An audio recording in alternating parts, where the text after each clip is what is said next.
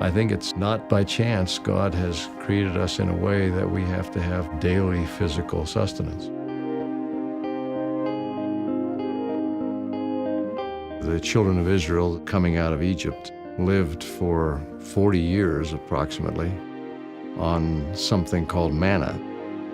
They couldn't have lived from hunting, and their lifestyle was such that they couldn't be planting. So they really didn't have an alternative. God was, in essence, providing their daily sustenance. And I think at least one of his purposes was to teach them to remember him, to think of him, to look to him, to have faith in him, that he was the source of their life. He did it in the way of making it a daily thing. They couldn't gather up manna and store it. It would only be good for one day.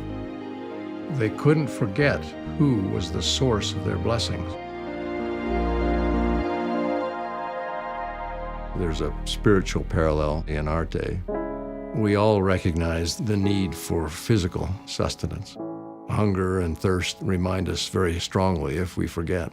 But the spiritual need for sustenance is equally strong. That comes not in drinking water and eating food, but in our constant daily efforts of communion with God. We ought not to think that we can go weeks and months without spiritual sustenance and not suffer, and not to have a deadening influence in our spiritual life.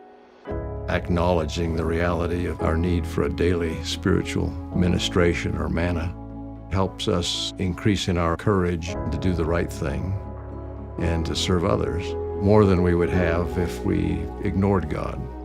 People sometimes think, well, those are such small things.